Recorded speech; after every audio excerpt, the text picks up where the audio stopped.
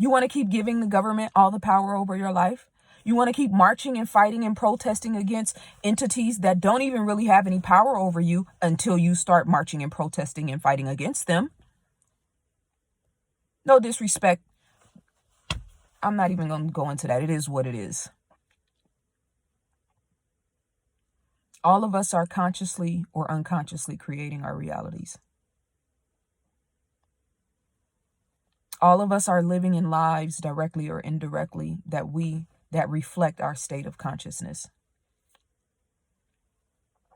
All of us are surrounded by people, by family members, by friends, by coworkers, in environments that reflect where we are in our state of consciousness and our energy.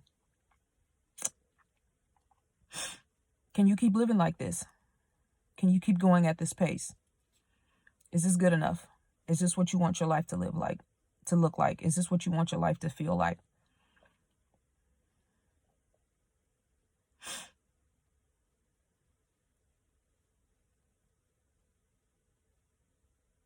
I feel so clear right now.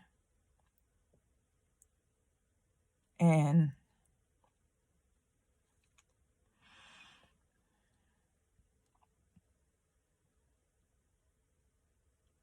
clear about how I want my life to look, how I want my life to feel. Clear about the type of people that I want to have around me. Clear about the legacy that I want to live. Clear about the impact that I want to have. And I get all of your messages. I can't respond to them all. The comments on my videos, the inboxes, the emails. Thank you guys so much for the love, because it's not easy. The internet is you know what I mean? It's a conundrum of madness and goodness and good intentions and pureness and savagery and ignorance. And, this is when I say, who are you paying attention to? What are you paying attention to? If you look for injustice, if you look for conspiracy, if you look for wrongdoing, you're going to find it. And I don't know what it is about people. I do know what it is, but just be mindful of who you're listening to.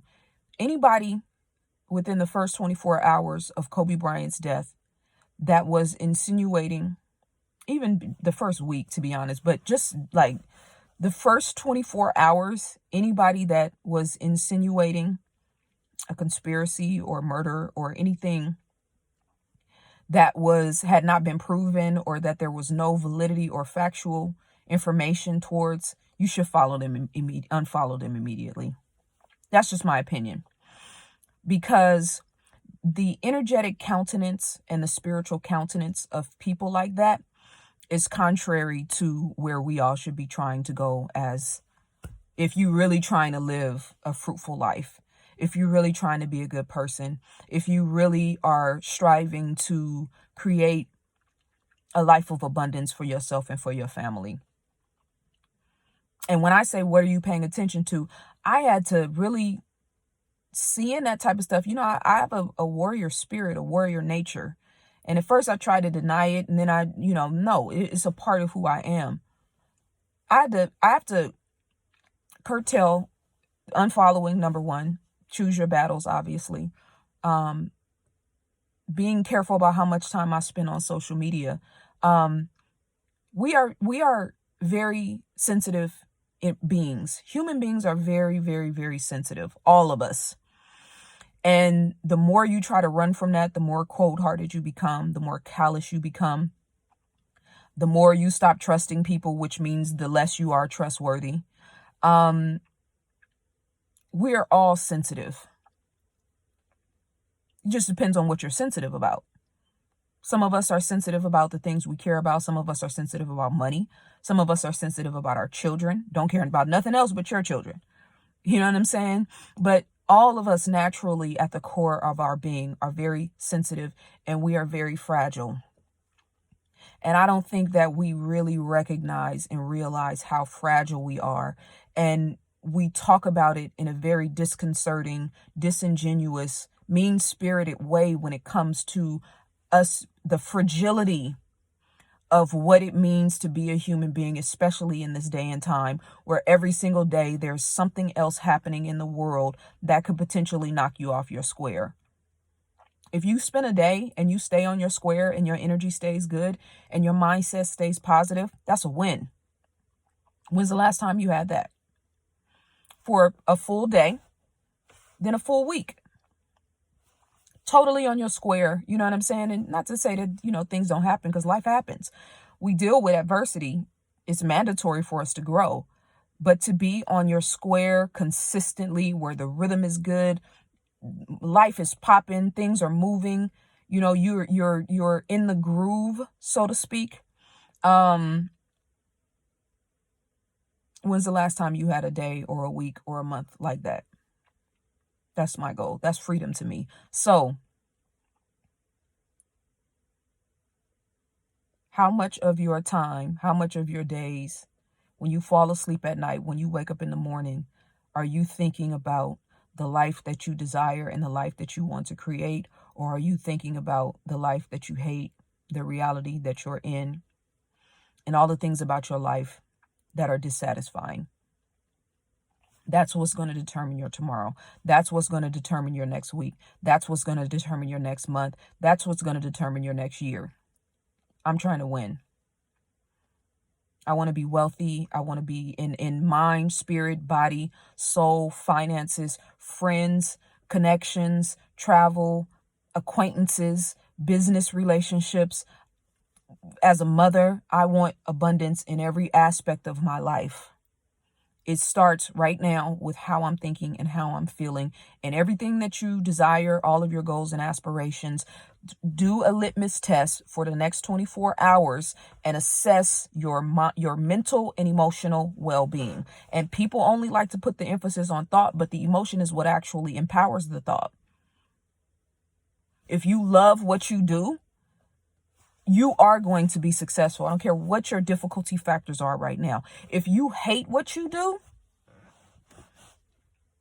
success can only be limited. So the love factor behind it, or the passion behind it, or the curiosity and the inquisitiveness behind it, or the envy, the jealousy, the lack of harmony, whatever the energy is behind the thought process is what empowers it. We're energetic beings. We are souls having a physical experience. When we think, our minds and our consciousness vibrates and emanates energy and frequencies that produce wavelengths that go out into the world and are returned to us in the form of people, places, and things. And I don't want to get too much into the science of it. I just want to have a heart to heart with you guys. Where are you at? What's on your agenda for your life? What are you attracting? What are you repelling? What are you thinking about? What are you focusing on? What are you reading? What are you feeling? What are you attracting? What are you repelling? What are you attracting? What are you repelling? When is the last time you had a win? Not just talking about money, a win in life. All of this stuff I cover in my workbook, Change Your Mind from Lack to Abundance. And the life visioning coaching session, we just had our first one this past Saturday. Every single month, we are going to be doing this class. If you're in my Alchemy Cipher, you'll have access to all of my classes and all of my content. But this class is going to be about getting into the habit and the mindset on a daily basis, every single day, when I go to sleep, when I wake up, of consciously creating the life that you desire. That's Kobe's legacy to me. He knew what his divine mission was. He knew what his greatest skills and talents was. He knew what he had to offer the world, and he set out and he did that shit, and he did it in a monumental, major, mind-blowing way, and left with a bang. And when I say a bang, I'm not talking about the tragedy. I'm talking about, look at how the world is moving. Look at the energy. Look at the consciousness. Look at the shift. Look at the men online representing being girls' dads. That shit is beautiful to me. In a world where we've been treating women like shit forever. ZaZaAli.com is my website. Sign up for the group coaching session and let's figure this thing out together.